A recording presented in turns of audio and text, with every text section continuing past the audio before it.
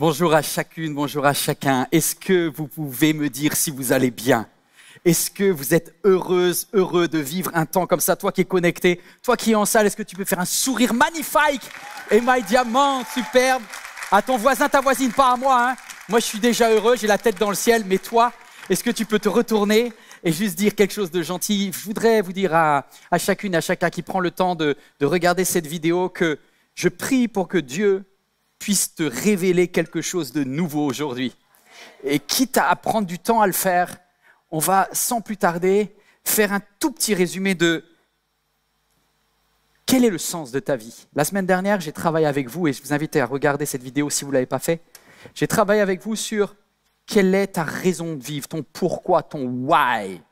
En anglais, why, le pourquoi je suis sur Terre. Et si tu écoutes les médias, si tu écoutes les réseaux sociaux, si tu écoutes même ta collègue de travail, c'est comme si ton why, c'était une liste de choses que tu peux faire dans la vie pour qu'elle ait du sens, que tu trouves un chéri, que tu réussisses le permis, que tu puisses acheter cette maison, que tu puisses retourner au pays, faire des vacances à Dubaï. Ça, c'est les gens qui ne connaissent pas le vrai sens de la vie, qui font juste, qui cochent des cases. Et vous savez, tu pourras cocher toutes les cases du monde, avoir tout l'argent du monde. Il te manquera toujours quelque chose, tu auras un trou dans ta vie. Le trou, il ne peut être rempli que par une révélation. La révélation de quelle est ta mission sur la terre. Et tu ne trouveras pas ton pourquoi sans discerner ton à qui. À qui es-tu destiné? Et je voulais juste vous dire une chose. Votre vie n'est pas si différente de la vie de quelqu'un qui n'a pas du tout rencontré Dieu. Comme un sac à main, il existe des sacs à main Primark, H&M, qui sont tout à fait corrects, dans lesquels tu peux ranger des affaires, tu peux porter, qui sont plutôt pas mal. Mais il existe aussi des sacs à main Chanel ou Louis Vuitton. Et mes amis, les deux ont la même fonction. Toutefois, il y en a un qui a une signature. Parce que Chanel ne fait que du Chanel. Et quand ils mettent leur signature quelque part, ils considèrent qu'ils ont apporté une valeur spéciale à ce sac. Ce sac a été dessiné, ce sac a été pensé, il a été testé 45 fois, ils l'ont étiré dans tous les sens. C'est parfois dans la souffrance que tu découvriras qu'est-ce qui fait ta valeur. C'est peut-être dans les blessures que les hommes t'ont infligées. Peut-être tu as été victime d'injustices terribles. Et c'est là où tu es dit, puisque j'ai vécu ça, ma vie sur la terre va rentrer dans cette dimension-là. C'est ce problème que je veux adresser, ou plutôt c'est ces personnes-là à qui je veux parler. Et laisse-moi te dire, et je termine cette synthèse là-dessus, tu as un sigle sur ta vie, tu as une signature sur toi. Lorsque tu as compris ton why, tu as beau être une infirmière parmi des centaines d'infirmières, tu ne rentres pas dans la chambre d'un patient de la même façon, parce que tu es une ambassadrice de Christ. Tu prends ton taxi tous les matins, tu te lèves tôt et tu fais un petit bisou à tes enfants. Et tu vas prendre tous ces clients les uns après les autres, ou chauffeurs de bus, ou peut-être tu travailles dans une administration en disant bonjour à l'accueil. Mais il y a une signature qui te rend spécial, qui fait de toi quelqu'un d'unique. À qui es-tu destiné? Quand tu as fait ce travail, ça prend des années, moi ça m'a pris des années. Je vous ai dit la semaine dernière, je sais à qui je suis destiné. Je suis destiné à ceux qui ont été blessés dans un système religieux abusif et qui ont perdu confiance dans Dieu et dans l'Église. Ça, c'est mon why. Et mon deuxième, c'est les personnes qui, très différentes d'ailleurs, n'ont jamais eu la chance d'entendre parler de l'amour de Dieu. Des personnes qui croient que la religion, c'est pour les gens d'en haut, des gens qui sont perchés. Non. Je suis là pour rendre accessible le cœur de Dieu à quelqu'un qui ne le connaît pas du tout. C'est mes deux why. Et les autres, tant mieux de vivre sur la terre avec vous. Mais en vrai, mon cœur, ma mission, c'est ces deux publics-là, particulièrement. Et je vous invite, si vous avez à cœur ces deux publics-là, à m'aider dans cette mission. Voyageons ensemble. Ça, c'est mon why. Je bascule sur aujourd'hui. Je me suis rendu compte que un why ne suffit pas pour accomplir ta mission sur la terre. Vous allez dire, mais je ne comprends plus rien, alors je croyais que la semaine dernière, c'était clair. Écoute bien ça. La semaine dernière, on a vu l'importance de donner un sens à notre vie sur la terre. Il y a une dimension qui manque. Je vais vous demander de vous élever à cet instant. Prenez de la hauteur. Et je vais vous parler d'un concept qui est extrêmement difficile à maîtriser. Pour ceux qui sont en salle, tu peux dire à ton voisin, si tu ne comprends pas aujourd'hui, c'est normal, le pasteur, il est abstrait, donc préviens-le, je fais un disclaimer pour toi qui est en ligne. Accrochez-vous dans les prochaines minutes parce que ce que je vais dire, c'est peut-être mon message le plus difficile à délivrer de tous les messages que j'ai faits. Je vais essayer de le vulgariser, mais objectivement, je vais vous parler de l'éternité. Pourquoi, si tu veux un sens à ta vie sur la terre, il faut le mettre en perspective avec l'éternité. C'est le thème du message d'aujourd'hui. Et c'est bon, vous êtes prêts ? J'ai quelqu'un qui me suit aujourd'hui. Allez, on y va. Accrochez-vous. Décroche pas, toi qui es en ligne. C'est parti. J'ai fait une lecture et je confesse que, alors que je suis déjà pasteur depuis 20 ans, j'avais même pas compris ce que Jésus a dit dans l'évangile de Jean. La base de la base. Alors je pense que même si tu as un peu tourné au compteur dans les églises, tu peux apprendre quelque chose de nouveau. Oui, toi, tu peux apprendre quelque chose de nouveau. Cet instant, c'est pour toi. Tu es prêt ? Jésus dit, Jean 5, verset 24. Oui, vraiment, je vous l'assure, celui qui écoute ce que je dis et qui place sa confiance dans le Père qui m'a envoyé, possède dès à présent la vie éternelle. Il ne passe pas en jugement, il est déjà passé de la mort à la vie. Répétez, relisons ensemble. Il est déjà passé de la mort à la vie, il ne passe pas en jugement. Pendant des années, j'ai dit, à la fin de ma vie, cette phrase est stupide. Cette phrase que j'ai prononcée est la phrase de quelqu'un qui n'a pas pris conscience de la dimension de l'éternité quand il était sur la terre. Parce que si tu as fait une rencontre avec Christ et que tu as mis ta confiance dans Christ que le Père a envoyé, ta vie éternelle a déjà commencé. Mais tu t'en rends pas compte. Et donc, tu vis sur la terre comme un espèce de test avant le moment de ta mort où là, tu basculeras ou pas vers l'éternité. Ce n'est pas ce que Jésus a dit. Ma question, où es-tu ? Dans quel territoire es-tu en cet instant ? Grand 1, dans quel territoire es-tu ? Je voudrais vous dire une chose. Il y avait bien une ligne. Grand A, Christ a effacé une ligne. Quelle ligne ? Accrochez. Je vous ai dit franchement, aujourd'hui, encore plus que d'habitude, Dieu a lavé vos péchés, mais il ne faut pas qu'il lave votre cerveau. Et les hommes non plus. Vous ne laissez pas laver le cerveau par les êtres humains. Là, votre cerveau, c'est un don de Dieu. Il va falloir le prendre et l'allumer à fond. Au commencement, Genèse 1.1. Vous connaissez Genèse 1.1 ? Au commencement, Dieu créa quoi ? Ne l'affichez pas, c'est trop facile. Au commencement, Dieu créa pas le ciel. Tous ceux qui ont dit le ciel, erreur de traduction. Les cieux. Es Shanaïm en hébreu. Et non pas Shanaïm qui est le ciel. C'est un pluriel. Les cieux, c'est le verset 1. Pourquoi ? Parce qu'au commencement, Dieu qui est dans le cosmos, qui est dans l'infini, dans l'univers, a séparé l'univers et une petite planète. Et là, il a créé les cieux et la terre. Ok ? Vous êtes toujours là ?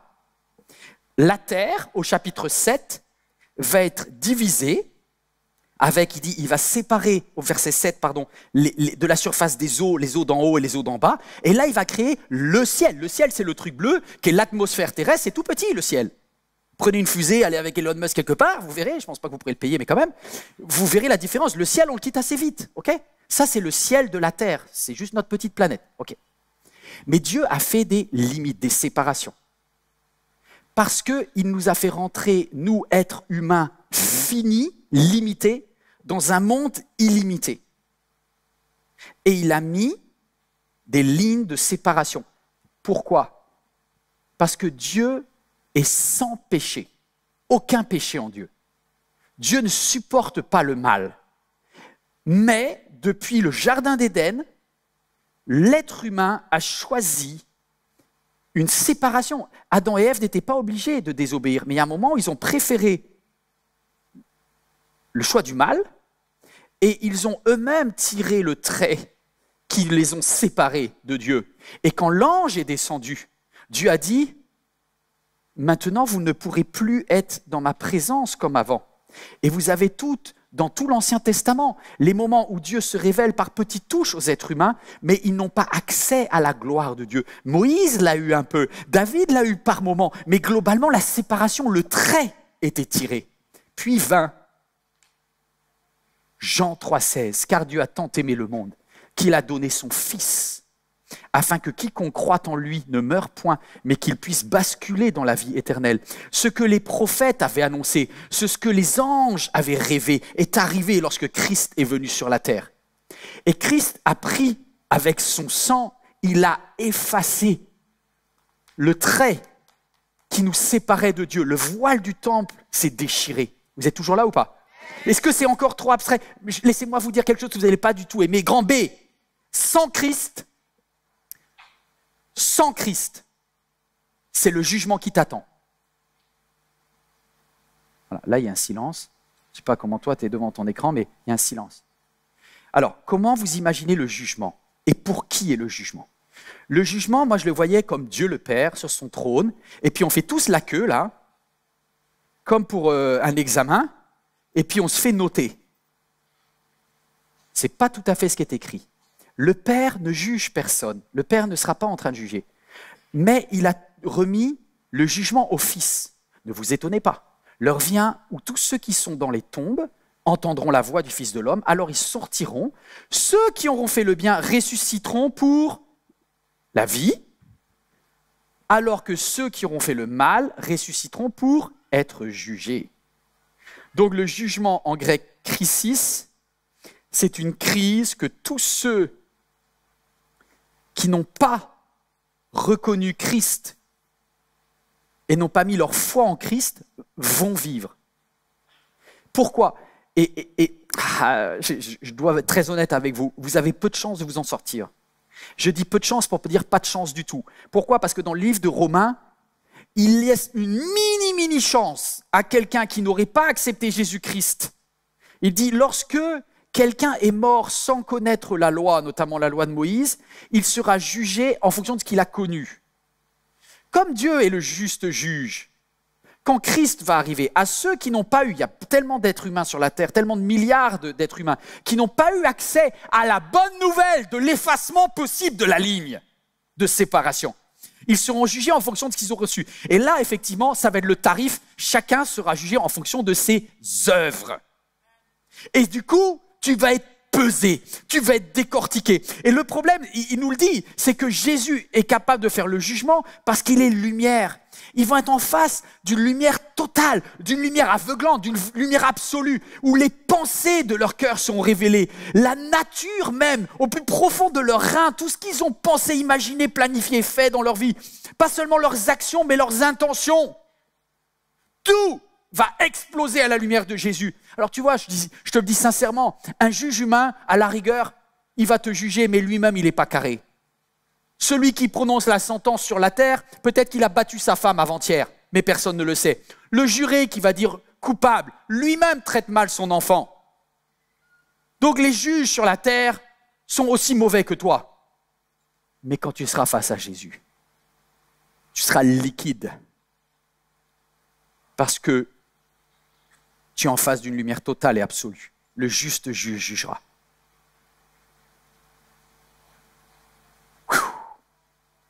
Grand C. Qu'est-ce qui se passe alors pour les personnes qui ont accepté et ont placé leur foi, comme dit Jésus, dans le Fils venu du Père? Alors là, je dois vous raconter, c'est stupéfiant. Accrochez-vous, c'est stupéfiant. Tu ne vas pas être jugé. Comment ça, je ne suis pas jugé? Tu sais, c'est comme si tu vas à l'examen du permis de conduire. Il y en a qui sont allés à l'examen du permis de conduire. Qui c'est qui a passé son permis? Okay. Bon, je pense que si vous l'avez levé la main, j'espère que vous l'avez été admis. Bon, moi, je l'ai raté la première fois. J'ai eu au bout de persévérance. C'est OK. Eh bien, en fait, le droit de conduire dans la vie éternelle, l'examinateur, c'est Jésus. C'est lui le juge. Et donc, je me présente à l'auto-école pour l'examen final, et l'examinateur, c'est Jésus. Et il dit à tous ceux qui ont reconnu que le Fils a été envoyé par le Père et qui ont mis leur confiance en lui, ils ne passent pas en jugement. Tu arrives à l'auto-école, tu rentres dans la voiture, tu rentres dans la Clio, tu t'assois, et il dit, qu'est-ce que tu fais là? Tu dis, je vais passer l'examen. Il dit, non, voici votre permis, madame. Voici votre permis, monsieur. Tu dis, non, j'ai pas passé l'examen. Il dit, non, mais vous inquiétez pas, quelqu'un l'a passé à votre place. Il dit, mais comment ça? Qui c'est qui a passé l'examen à ma place? Et là, tu as l'examinateur qui dit, j'ai passé l'examen. Comment ça, vous avez passé l'examen? Je me suis accepté. L'examen, je l'ai passé à la croix pour toi. Je te donne ton permis. Mais je suis gêné. Je peux faire quelque chose? Rien, tu peux rien faire. C'est par la foi que vous êtes sauvés.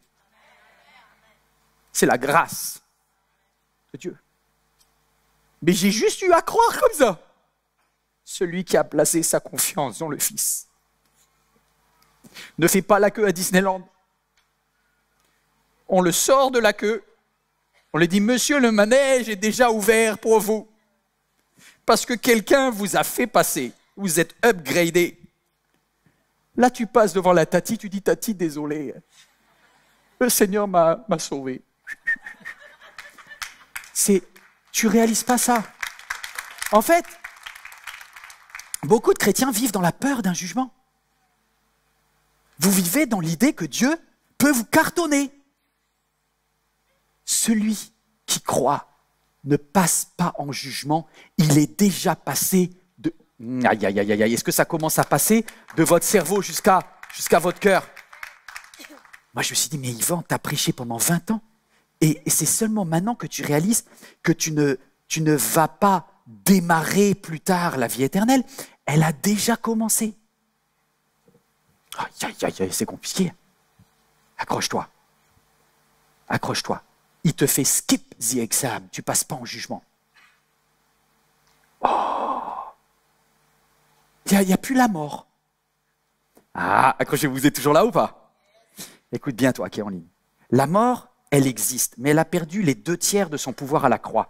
La mort ne peut plus tuer ton esprit. La mort ne peut plus tuer ton âme. La mort peut juste être que pour ton corps. Et d'ailleurs, Jésus considère qu'elle a tellement été défoncée, la mort, qu'il dit, celui qui croit en moi ne mourra pas. Il dit parce que c'est spirituellement que ça compte. La personne, elle est déjà dans l'éternité. Et il y a un moment qui m'a troublé. Du coup, j'ai compris pourquoi Jésus, dans l'affaire, vous vous rappelez cette affaire bizarre où il y a un de ses amis qui s'appelle Lazare, quelqu'un que Jésus avait baptisé, quelqu'un qui avait suivi Jésus, qui avait placé sa confiance en Jésus. D'ailleurs, il avait 2 sœurs, Marthe et Marie. Et un jour, les 2 sœurs font prévenir Jésus en disant, Jésus, viens vite, parce que ton copain, ton ami Lazare est en train de mourir. Vite, sauve-le! Et Jésus, lui, tranquille, il prend son temps, il traîne et tout. Bon, vous avez le même projet avec Jésus, le même dossier, des fois vous demandez, et puis lui il prend son temps. Je peux vous dire que quand tu as une vision ciel, c'est très divisant, très déstabilisant, parce que la vision de la terre et la vision du ciel n'est pas du tout la même sur la perception de la souffrance. Je continue. En Christ, la mort c'est quoi? C'est du sommeil. C'est juste un sommeil. Parce que la mort n'a plus aucun impact sur ta vie éternelle qui a déjà commencé. Et Jésus dit, notre ami Lazare s'est endormi. Mais je vais aller le réveiller. Puisque vous insistez, je vais aller le réveiller. Les disciples lui disent, Seigneur, s'il fait dodo, il est déjà guéri, il est bien, il est tranquille. Il dit, alors, il y a un quiproquo. Et il dit, en fait, il est mort. Les autres disent, comment ça? C'est pas du tout pareil quand même, réveillé, endormi, mort, c'est pas du tout pareil. Il dit, si, vous n'avez pas compris que votre vie éternelle a déjà commencé. Lazare est déjà dans la vie éternelle. Il n'est pas mort, il est en vie. Il est en sommeil. J'ai perdu quelqu'un ou pas? Et du coup, il arrive en face de Marthe, qui pleure tous les larmes de son corps, de la Marie qui pleure tous les larmes de son corps. Si tu avais été là, il ne serait pas mort. Et tout. Et c'est normal. Même Jésus est ému de voir leurs larmes. Et il dit ceci, il dit, Marthe, c'est moi qui suis la résurrection et la vie. Celui qui croit en moi, il vivra, même s'il meurt. Et toute personne qui vit et croit en moi ne mourra jamais. Crois-tu cela? Et c'est ça la question que je te pose en cet instant. Toi qui es là dans la salle ou toi qui regardes ce message, est-ce que tu le crois? Et là, Marthe, elle répond, elle dit, oui, Seigneur, je crois que tu es le Messie, le Fils de Dieu qui devait devenir dans le monde. Ben alors Marthe, ne réfléchis pas comme quelqu'un qui n'a pas compris la vie éternelle. Tu es déjà dans la vie éternelle. Toi qui me regardes, as-tu franchi la ligne? Quand est-ce que tu franchis la ligne? Tu franchis la ligne lorsque tu nais de nouveau. Est-ce que quelqu'un comprend tout ça? C'est compliqué. Quand tu es sorti du placenta de ta mère, tu étais dans un liquide amniotique, d'accord? Et tu es venu à la vie. Ok. Déjà, au début, tu as commencé à crier. C'est l'histoire de l'être humain. Plus tard, sur la terre, tu as la possibilité de dire « Je mets ma vie entre les mains de Jésus ». Ça s'appelle une nouvelle naissance. Et ça se matérialise non pas par un placenta avec du liquide amniotique, ça se manifeste par un baptistère dans lequel tu es immergé et tu ressors et on dit « Alléluia, bienvenue dans la nouvelle vie, dans la vie éternelle ». Il y en a qui vont me dire « Mais moi, j'ai rien senti dans mon corps ». Mais oui, parce que ton corps, lui, il n'est pas éternel. Mais ton esprit et ton âme, eux, ont déjà basculé dans l'autre dimension. Déjà dans l'autre dimension. Est-ce que j'ai perdu quelqu'un? Vous êtes toujours là. Celui qui comprend ça, comprend tout l'évangile de Jean. Or, la vie éternelle a déjà commencé. La vie éternelle, c'est qu'ils te connaissent, toi, le seul vrai Dieu, et celui que tu as envoyé, Jésus-Christ. Bam! Je fais un petit résumé. Je vous avais dit, c'est un peu plus complexe, c'est très théologique aujourd'hui. Je monte le niveau. Ok, alors où en es-tu? Puisque c'est ma question. Grand 1, on est dans où en es-tu? Où en es-tu? T'es en la phase 1 sur 5 phases. Tu es sur l'apéro du tout début. Ça s'appelle le début de la Terre. Ta vie a commencé, puis un jour, ou ça peut être un moment diffus, ça peut être pendant un mois. Des fois, on n'a pas toujours la date de notre rencontre avec Dieu. Hein. Ça peut être une zone, mais bon, par rapport à la vie éternelle, c'est un instant. Hein. Et quand tu as dit, je mets ma confiance en Jésus, clac, tu bascules dans la vie éternelle. Étape 2, ensuite. Après ta mort physique, tu pars où? Déjà pas dans le ciel, parce que le ciel c'est tout petit.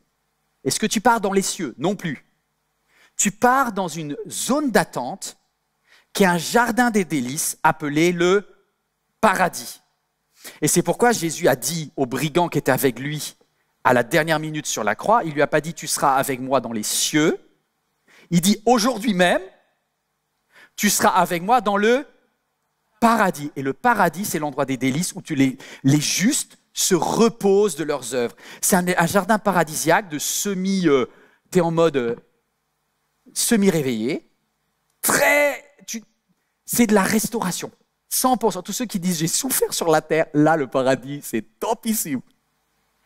Et c'est pour ça que tu n'as pas envie de quitter le paradis. La preuve, c'est quand le prophète Samuel a été interpellé par un roi Saül sur la terre qui faisait des embrouilles, qui a demandé à une médium de faire de l'occultisme pour essayer de faire revenir l'esprit, pas le corps de Samuel, mais l'esprit de Samuel est revenu en disant « Eh oh, je dors tranquille, là, qu'est-ce que tu viens m'embêter là ?» Quand tu es au paradis, tu es dans une zone de repos et tu n'as pas envie d'être dérangé. D'ailleurs, PS, je ne suis pas sûr que Lazare était méga content que les sœurs, elles aient méga insisté. Hein. Parce qu'au niveau du déo, quand tu étais déjà en décomposition avec les bandelettes et tout, il dit eh, « Sérieux les frangines, sérieux, je suis revenu, mais franchement. » Étape 3. Étape 1, la terre. Étape 2, le paradis. Étape 3. L'étape 3, c'est une exception selon moi. Alors là, je sais que je vais avoir des mails, il va y avoir des théologiens. Lisez votre Bible et regardez si ce que je dis est exact. Et si vous avez un avis différent, vous avez le droit.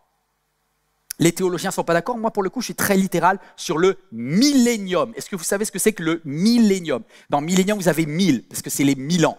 Dans l'Apocalypse, au chapitre 20, il est dit que « Voici, je vis les âmes de ceux qui n'avaient pas porté la marque de l'Antichrist, de la bête, qui étaient restés fidèles et qui avaient été décapités à cause de leur foi dans le Fils. » Ces hommes-là, ces femmes-là, ils ont une première résurrection. Et il dit, heureux ceux qui ont part à cette résurrection, la mort physique n'a plus de pouvoir sur eux. À qui on parle? On est en train de parler de la petite Sarah. On est en train de parler, selon moi, je suis très littéral, de ceux qui ont été assassinés par amour pour Christ. Je n'ai pas trop envie de faire partie du millénium parce que je vais mourir tranquillement dans mon lit. Mais la petite Sarah, qui lorsqu'elle vivait en Syrie, lorsque des djihadistes sont arrivés vers elle à 8 ans après avoir été violée et massacrée, elle est morte. Son corps est mort. Elle est partie au paradis. À Sarah et à tous ceux qui seront morts et mortes en portant le nom de Jésus avec une vie qui a été coupée avant ce qui aurait dû être leur heure. À ces hommes et ces femmes-là, Jésus dit, vous allez ressusciter dans un rattrapage spécial de 1000 ans où vous régnerez sur la terre et vous n'avez plus de possibilité de perdre votre salut. Est-ce que vous comprenez? Et ça, c'est Apocalypse 20. C'est une exception, en fait. C'est un régime dérogatoire à ceux... En vrai, si tu as vécu ta vie sur la terre tranquille, tu es mort d'un arrêt cardiaque, d'un AVC, je ne sais pas quoi, tranquille, voilà. Bon, ben, de toute façon, tu vas vivre l'éternité. Qu'est-ce qu'on va te rajouter 1000 ans de plus? Comment tu rajoutes 1000 à une éternité? Ça n'a aucun sens. C'est à ceux qui ont été artificiellement contre ce qu'ils auraient pu faire. Leur vie a été anormalement écourtée, ils ont un bonus de 1000 ans. C'est clair? Vous avez le droit de ne pas être d'accord, vérifiez si ce que je dis est exact, relisez Millénium, Apocalypse 20. Okay? Donc ça, c'est l'étape 3. Je te souhaite de ne pas avoir besoin de le vivre, et si tu le vis, gloire à Dieu. Tout à l'heure, j'avais une jeune fille qui venait d'Érythrée. En Érythrée, les chrétiens sont parqués dans des conteneurs au soleil, à 50, 60 degrés. Certains meurent au bout de quelques heures, parce qu'il est absolument interdit de professer le nom de Jésus-Christ. À ces personnes-là qui, peut-être en ce jour, sont en train de mourir, je crois que, à vous, le millénium. À moi, privilégié, le paradis un peu plus longtemps, et on attend 4, les noces de l'agneau. 4, c'est le retour définitif de Jésus sur la terre. Jésus reviendra au son de la trompette. En un instant, tout le monde sera convoqué et ceux qui n'ont pas connu le Christ passeront en jugement, la fameuse ligne dont je parlais tout à l'heure. Et vous, les petits privilégiés là, qui ne méritez rien comme moi, il va vous dire, je vous mets de côté. Il est dit, le roi séparera et dit, à vous, rentrez dans mon repos, vous n'allez même pas passer en jugement. Vous avez le fast pass. Parce que la croix de Jésus a effacé vos péchés, il n'y a pas de dossier au ciel. C'est l'examinateur a passé le permis. Vas-y, tu passes. Alléluia. Et alors tu dis, du coup, je n'ai pas de jugement, je ne passe pas devant. Pourtant, il y a un moment où l'apôtre Paul dit, vous passerez tous devant le tribunal de Christ. Ce n'est pas un tribunal de sentence comme les autres. C'est juste un tribunal de grâce. C'est la valorisation. Et c'est pour ça qu'il y a la parabole des talents. C'est pour ça qu'il te dit à quelqu'un, je t'ai donné un talent, qu'est-ce que tu en as fait? Tu as fait 2, 3, 4. Et c'est, je te confierai des villes, je te confierai des... Alors juste pour information, moi j'ai toujours eu peur de l'éternité. Et il y a quelques temps, il y a 2 semaines, j'avais un de mes gardes du corps. Oui, parce que j'ai des menaces de mort. Bon, d'un côté, pour le coup, j'ai une chance d'aller au millénium si ça arrive jusqu'au bout. Ma femme ne serait pas d'accord, mais bon. Mais mon garde, il est super jeune, il est comme moi, et je pense qu'il a juste le même problème que moi, c'est un hyperactif, quoi. Et du coup, il me dit, mais millénium, l'éternité, ça va être long quand même. Hein. Et j'ai dit, ouais, t'as peur de t'ennuyer un peu aussi, toi. Et je dois avouer qu'en ayant traîné dans les églises depuis que je suis petit, j'ai fait trop de réunions, moi. Et même un super concert de louange avec Dan Huiten, tu vois, au bout d'1 heure, là, j'avoue, je regarde le téléphone portable des fois, mais j'ai du mal à rester à fond longtemps. J'ai tout le temps besoin que ça remue. Et mon garde du corps, il a le même problème que moi. Et j'ai dit, écoute, tu sais pas quoi? J'ai une bonne nouvelle. Déjà, c'est pas 100% louange au ciel. C'est pas non plus 100% prédication, je te rassure. Hein. J'aurais autant de mal. C'est au ciel, il y a une créativité absolue. Parce que le grand créateur de toutes choses va faire quoi? Étape 5, il va nous basculer dans les nouveaux cieux, la nouvelle terre. À certains, vous aurez le gouvernement de plusieurs villes. Je kiffe ça, le Seigneur, je suis candidat là, c'est lui qui jugera. Mais toi, il se passera des trucs et on est parti pour l'éternité. Avec un nouveau monde où il n'y aura plus aucune pleurs, aucun combat, aucune frustration, de calomnie, de gossip, de méchanceté, de critique, d'injustice, c'est fini. Même le renard qui a bouffé mes poules va arriver en face de mes petites poules. Shaina leur pleure à chaque fois qu'elle raconte l'histoire. Mais il va venir et puis la poule va arriver en disant « C'est OK ». Le loup et l'agneau seront capables de s'arranger dans la nouveau cieux et nouvelle terre. C'est bien. Ah, bon, t'y vas ou t'y vas pas? Si t'as compris que Christ dans ta vie t'a apporté la vie éternelle, tu es déjà dedans. Ta vie sur la terre est déjà éternelle. Waouh, la vie éternelle a commencé. Grand 2. Je termine là-dessus, c'est fini, c'est beaucoup plus court. Dans quel état d'esprit tu y vas? Grand 2, comment, puisque tu y vas, comment y vas-tu? Ce qui m'interpelle, et je vous quitte là-dessus, c'est que lorsque tu réalises que ta vie éternelle a commencé, tu ne fais pas, les mêmes circonstances sur la terre ne t'impactent pas pareil. Tu vas passer par un licenciement économique. Mais si tu es focalisé sur la terre, c'est une catastrophe. Si tu es focalisé sur le ciel, tu dis le rémunérateur, c'est pas le patron. Tu vois, tu peux passer par un divorce, tu peux passer par la perte d'un être cher, tu peux passer des choses qui sont des drames absolus quand tu penses qu'il n'y a rien. Mais quand tu comprends que ta vie a déjà une continuité éternelle. Tu changes de position mentale, suivez-moi, tu changes de position mentale et tu te places dans l'idée que ta perception a changé. Je change ma perception considérant tous les malheurs terrestres. L'apôtre Paul dit ceci, purée, s'il s'agit, pardonnez-moi ma vulgarité, mais c'est vraiment mes tripes qui sortent. L'apôtre Paul dit, si c'est juste pour la vie sur la terre que j'ai été lapidé, laissé pour mort, fracassé dans ma chair, qu'on m'a tapé 40 coups moisins. Si l'évangile, la bonne nouvelle, c'est juste pour la terre, il dit, mais on est malheureux. Il dit, non, regardez-moi. Tout ce que je vis sur la terre, je le vis avec la perspective de l'éternité. Et c'est pour ça, laissez-moi vous dire, qu'il y a une grande différence entre les chrétiens matérialistes d'aujourd'hui et les premiers chrétiens dans les arènes, que ce soit à Rome, les premiers hommes et les femmes qui ont été persécutés. Pourquoi? Parce que leur corps était sur la terre, mais leur tête était au ciel. Et quand on leur disait, est-ce que tu confirmes ta foi en Jésus? Ils diraient, il n'y a pas de problème. Si tu dis oui, tu seras bouffé par des lions, tu seras massacré. Et il disait, il n'y a pas de sujet, parce que je suis éternel. Je ne crains pas celui qui peut tuer le corps, je crains celui qui a le pouvoir de la vie. Et c'est lui qui a le pouvoir de la vie. C'est Jésus-Christ, le juste juge, et il se tient à la droite de Dieu. Il m'a déjà accepté dans la vie éternelle. Je n'ai plus d'examen passé. Je suis qualifié. Je suis accepté. Je suis reçu. Je suis autorisé. J'appartiens à un autre royaume.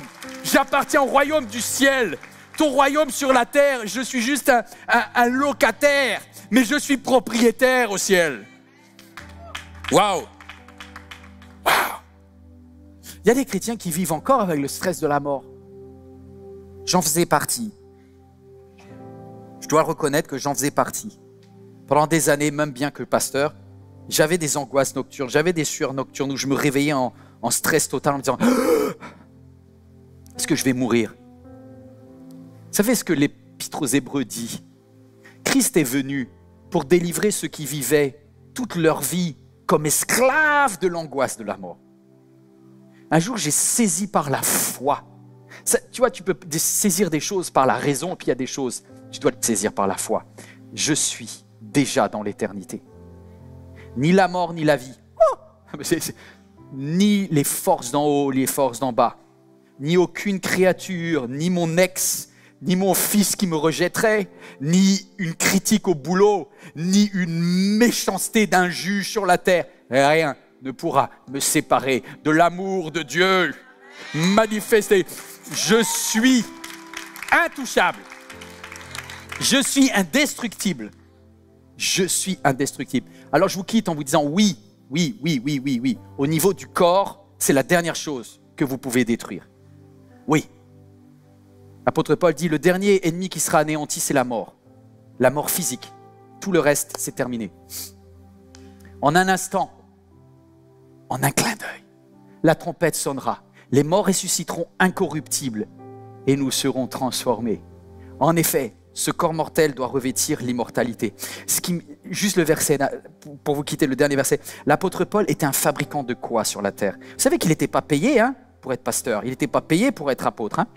Il travaillait comme artisan fabricant de toiles, de tentes.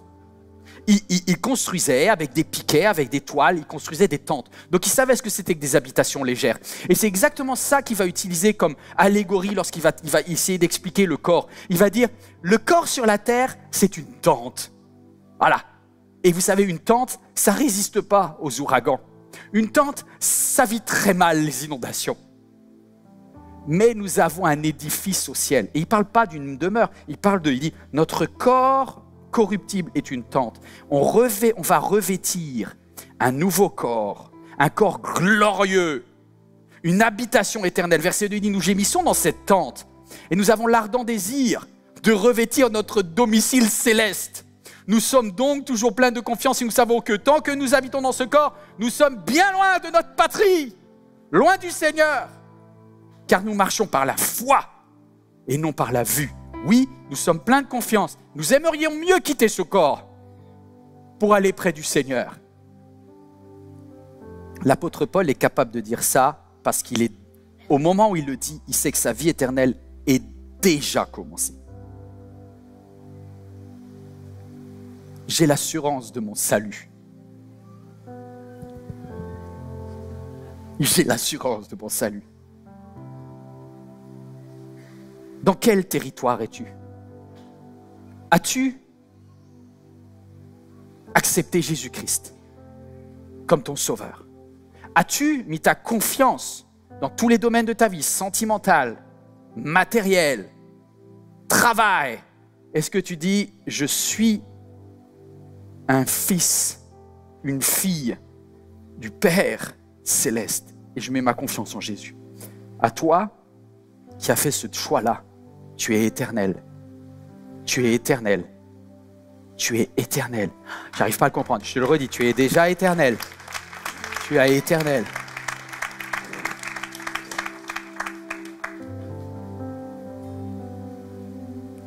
Wow.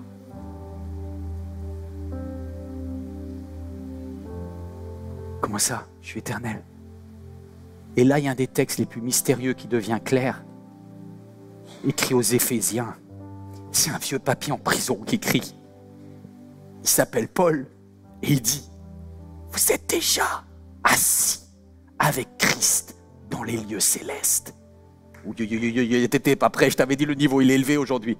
Vous êtes déjà assis avec Christ dans les lieux célestes. Tu peux être viré de ton entreprise, blessé par ta collègue. Tu es assis avec Christ dans les lieux célestes. Oh, ça change toute ta façon de vivre. Au lieu de prendre les choses comme si c'était des drames, tu dis, bon, tu veux me mettre un coup sur la joue droite? Ouais, je te tends la joue gauche parce que ça tu me fais peine. Là, si tu en as besoin, moi, je suis indestructible. Tu me persécutes? Ouais, je suis heureux quand même. Heureux serez-vous quand ils diront de vous de fausses choses, quand vous serez accusés à tort sur TikTok. Heureux serez-vous lorsqu'on vous répandra toutes sortes de calomnies sur vous. Heureux serez-vous lorsque vous serez injustement traités. Non mais il faut être perché pour... Non, il faut être assis. Il ne faut pas être perché, il faut être assis dans les lieux célestes. Ça, cette révélation, tout le monde ne l'a pas.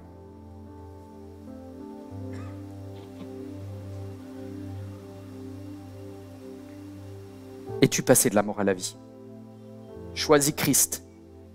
Fais un pas avec lui. Plonge-toi dans les eaux du baptême. sors de l'eau en disant « Je suivrai Jésus ».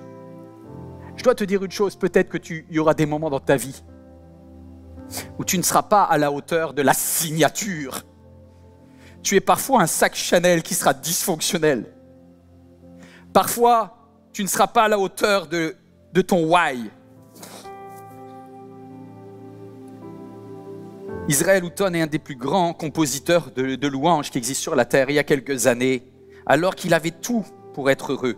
Il avait une femme chrétienne, il était en train de servir Dieu de façon extraordinaire, il avait déjà composé de très beaux hymnes et cantiques. Israël Houghton a commencé une relation adultère, il le raconte lui-même, il a cassé le serment de son mariage, il a trompé sa femme. Et il y a un moment où quand il a dû rentrer à la maison, il a dû être en face de son péché. Voilà, il n'y a pas d'autre mot. Un enfant de lumière qui fait de l'obscurité. Il a été confronté. J'aurais voulu qu'il puisse sauver son mariage. Il n'a pas pu sauver son mariage. Il a composé un chant. Tu sais, il y a des moments où tu es mal parce que tu es victime de ce que d'autres ont fait. Mais il y a des moments encore pires. C'est quand tu es mal à cause de tes propres péchés. Parce que là, tu te dis, je mérite la souffrance qui m'arrive. Et à ce moment-là, il écrit des paroles. Et ça ressemble énormément aux paroles de David lorsqu'il a été pris la main dans le sac avec Bathsheba.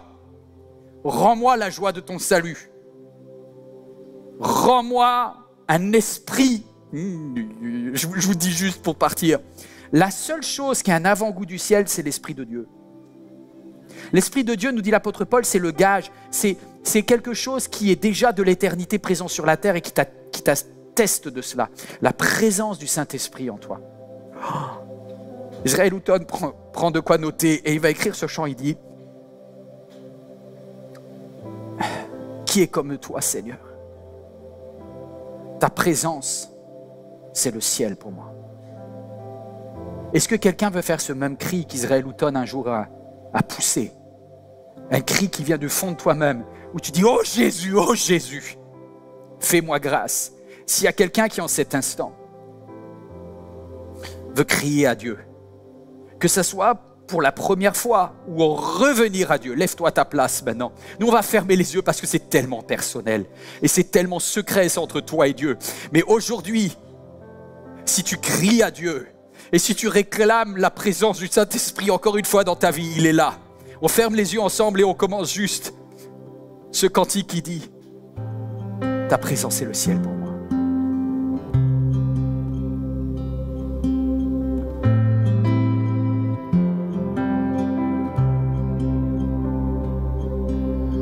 Qui sur terre est comme toi, Seigneur. Amour, beauté, infinie valeur. Ici rien ne peut me satisfaire. Jésus, ton amour me désaltère. Oh, ta présence, c'est le ciel pour moi.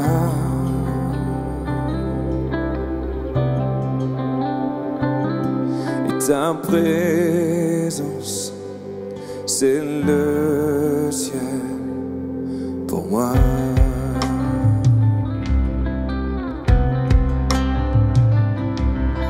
Et trésor de mon âme et de mon cœur,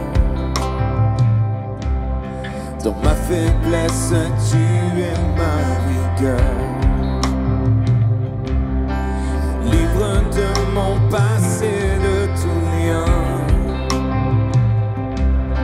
tu tiens ma vie aujourd'hui et demain. Oh, ta présence, c'est le ciel pour moi.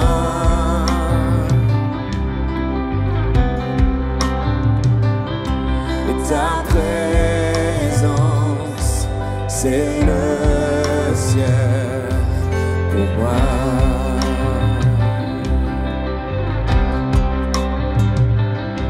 Et ta présence, c'est le ciel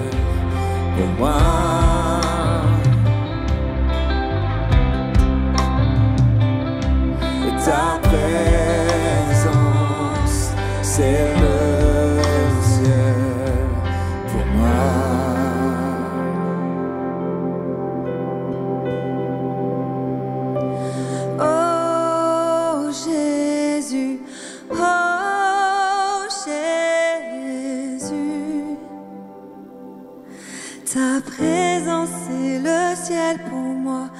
Oh Jésus, oh Jésus. Ta présence est le ciel pour moi. Vous avez un avocat auprès du Père, c'est pas pour le jugement dernier, c'est pour aujourd'hui. C'est pour aujourd'hui. Jésus n'intercédera pas demain pour toi. Demain, il te donnera le diplôme qu'il a passé à ta place. Aujourd'hui, il intercède pour un chrétien qui n'a pas été à la hauteur de sa propre signature. Pour une chrétienne qui n'est pas à la hauteur du Chanel que Dieu a mis en elle. Mais celui qui reconnaît que Christ est lumière et qui vient à la lumière de Christ est éclairé, il te recharge et il te donne d'être ce que tu es appelé à être, ton why. Il te redonne ton who, qui tu dois bénir. Il te redonne ton where, où est-ce que tu dois te positionner dans les cieux et un pied sur la terre. Ah mes amis, si vous avez compris cela, vous êtes heureux. Vous êtes heureux. Et je voudrais juste vous dire, bienvenue dans la compréhension de ce que j'ai eu tellement de mal à comprendre, qui s'appelle le royaume des cieux. Le royaume des cieux, dont tu es ambassadrice, dont tu es ambassadeur, que Jésus est venu expliquer. Je vous annonce une bonne nouvelle. Le royaume des cieux est parmi vous. Et il est devant, il est derrière, il est à côté, il est de l'autre côté. Il est là où une chrétienne se tient, où un chrétien se tient. Vous amasserez pas des trésors sur la terre. Vous vous comporterez pas comme ceux qui connaissent pas Dieu, qui ont besoin de s'accrocher à leur liste des réussites, parce que vous êtes déjà dans l'éternité. Votre seule prière, c'est « Seigneur, permets-moi de marcher chaque jour en voyant ta face. » Et on peut tous se lever pour terminer. Israël Houghton a écrit cette troisième strophe qui dit « Je marcherai chaque jour avec toi. » On va le prendre ensemble.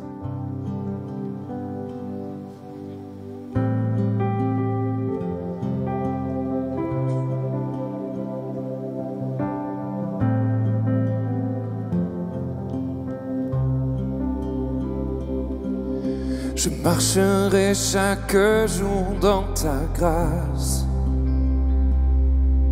car un jour je te verrai face à face. Ici rien ne peut me satisfaire. Oh Jésus, ton amour me désaltère. Je marcherai chaque jour dans ta grâce. Oh, car un jour je te verrai face à face. Je marcherai chaque jour dans ta grâce. Car un jour je te verrai face à face. Oh, je marcherai chaque jour dans ta grâce.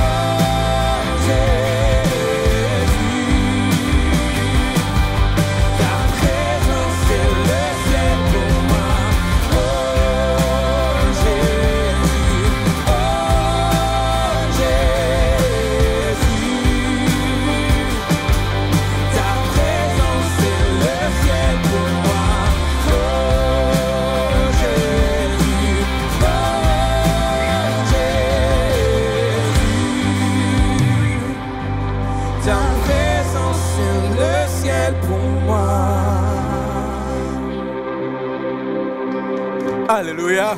Merci Jésus. Merci Jésus. Waouh. C'est fini là. Maintenant, on va descendre de la montagne. Je sais, il y en a qui disent, je prends très bien ma tente ici, on est bien, on est dans la présence de Dieu. Descendez les amis. Jacques, Jean, là, on descend là. Il y a des êtres humains à bénir. Il y a des personnes à qui il faut parler de cette bonne nouvelle. À qui on doit parler de celui qui a effacé la séparation. Donnons une chance. Tu iras différemment demain au travail. Si jamais le fait d'être chrétien ne se voit pas au niveau de ton attitude dans ta famille, il y a un sujet là. Seigneur, donne-moi d'être à la hauteur du titre d'ambassadeur d'un royaume du ciel. D'ailleurs, juste une des choses que vous allez faire est, vous avez du temps, vous avez de l'argent, vous avez des dons, qu'est-ce que vous allez en faire? Juste après avoir dit, vous êtes assis avec Christ dans les lieux célestes, il dit, mais sachez que Dieu a prévu pour vous des œuvres bonnes qu'il a préparées d'avance. En fait, ça découle de votre identité. Les bonnes œuvres sont la conséquence de votre identité. Vous n'allez jamais payer votre salut. Lorsque tu donnes ta dîme, lorsque tu donnes tes offrandes, tu n'es pas en train de payer un impôt. Tu n'es pas en train d'essayer de gratter une citoyenneté, puisque tu es fille du roi des rois. Quand l'État français te demande de payer, tu payes. Mais lorsque le royaume du ciel, de qui tu es, de qui tu portes le nom, de qui tu es ambassadrice, de qui tu es ambassadeur, existe. Même si une église, et on n'est pas la seule, mais toutes les œuvres qu'on essaye de faire au nom de Jésus, soutenez-les. Pourquoi? Parce que c'est votre royaume. Mais je n'ai même pas besoin de vous le dire. En fait, quelqu'un qui comprend la notion de royaume, au lieu de s'amasser des trésors sur la terre, il amasse des trésors dans le ciel. Le salut ne s'achète pas. La bénédiction de Dieu ne se vend pas. Mais l'identité étant acquise, les bonnes œuvres en découlent. Et à chaque fois que vous avez donné un verre d'eau au moindre de ces petits, vous aurez votre récompense dans le ciel. Aïe, aïe, aïe. Vous avez compris le niveau là? Si quelqu'un dit, ça, c'est le royaume des cieux, et je bâtis le royaume des cieux avec les capacités que j'ai, je veux donner.fr, vous pouvez soutenir. Vous ne rendrez aucun compte à moi. Aucun compte à personne. Un jour, comme moi, on basculera dans l'éternité et on gérera ce que l'on a déjà été capable de gérer sur la terre. C'est tout. Et je veux que tu réalises que ton éternité a déjà commencé. A déjà commencé.